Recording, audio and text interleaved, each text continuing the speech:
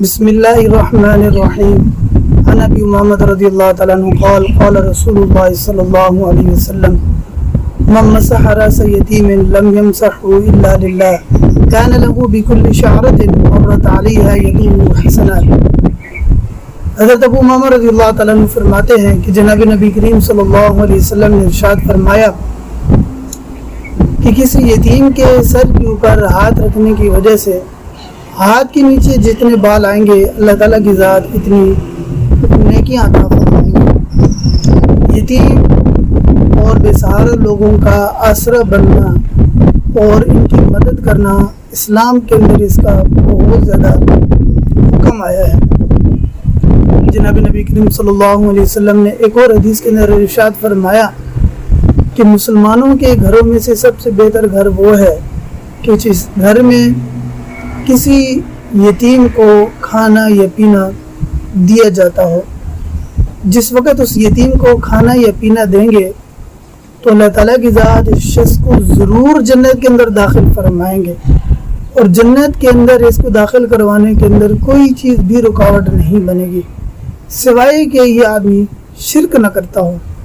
شرک کا مطلب اللہ تعالیٰ کی ذات کسی چیز کو، کسی انسان کو، کسی بھی ایسی چیز کو جو اللہ تعالیٰ کی ذات کے علاوہ ہے، غیر اللہ ہے، اس کو شریک ٹھہرا لینے کی وجہ سے اللہ تعالیٰ کی ذات ایسے آدمی کو جنت کے اندر داخل بالکل نہیں فرمائیں گے، کیونکہ یہ گناہ کبھی بھی معاف ہونے والا نہیں ہے۔ خود جناب نبی کریم صلی اللہ علیہ وسلم کی زندگی کے اندر یہ چیز بہت زیادہ تھی کہ بیوہ اور بے آسرا اور یتیم لوگوں کے حضور علیہ السلام بہت زیادہ کام آیا کرتے تھے۔ اسی طرح جناب نبی کریم صلی اللہ علیہ وسلم کے جو آل ہے، اہل بیت ہیں،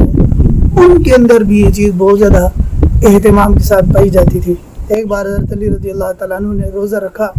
اور سارے گھر والوں نے ساتھ ہی روزہ رکھا۔ صبح کے وقت سحری پانی کے ساتھ کی گئی اور سارا دن حضرت علی رضی اللہ تعالیٰ عنہ نے کام فرمایا۔ اس کے بعد جو کچھ اس کے معاوضے کے اندر آٹا وغیرہ وصول ہوا، اس کو گھر کے اندر تشریف لے کر آئے اور اس کو پکایا۔ پکانے کے بعد جس وقت سحری افطاری کے وقت ہوا، کھانے لگے، اس دوران ایک یتیم آیا، وہ سارا اپنا کھانا اٹھا کر اس کو دے دیا۔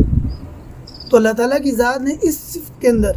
قرآن پاک کے اندر جو ہے وہ پوری آیت نازل فرمائی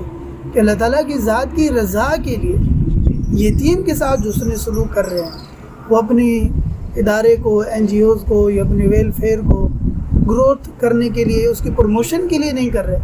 بلکہ اللہ تعالیٰ کی ذات کی رضا کے لیے یتیم کے ساتھ حسن سلوک کر رہے ہیں، اللہ تعالیٰ کی ذات ایسے آدمی کو ضرور معاف فرمائیں گے اور ضرور جنت کے اندر